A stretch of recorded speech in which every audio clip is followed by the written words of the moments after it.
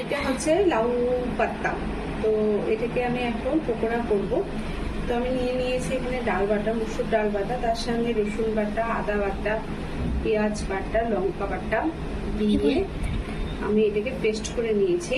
তারপরে এটাকে এইভাবে মাখতে হবে।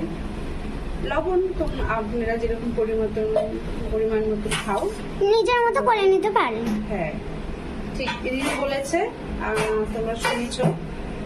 তো তারপরে আমি পাতাটাকে এভাবে মেখে নিলাম। এইরকম হালকা করে করতে হবে, ঠিক আছে? এইভাবে সবটা মেখে নিতে হবে।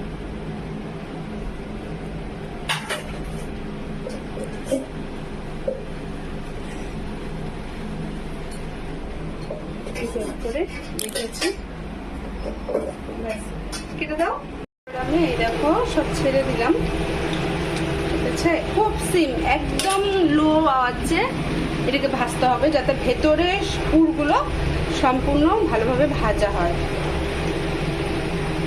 একদম হালকা লাইট ইয়েতে ভাজতে হবে। আচ্ছা, ঠিক আছে? তোমরা অবশ্যই এই রেসিপিটা করে দেখো, তোমাদের নিশ্চয়ই ভালো লাগবে খেতে।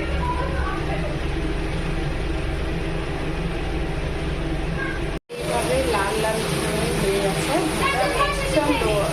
একটু টাইম লাগবে, এইভাবে ভেজে নিতে হবে। এবার আমি সার্ভ করলাম, দেখো টেস্টি। যদি ভিডিওটি ভালো লাগে সাবস্ক্রাইব, কমেন্ট, শেয়ার।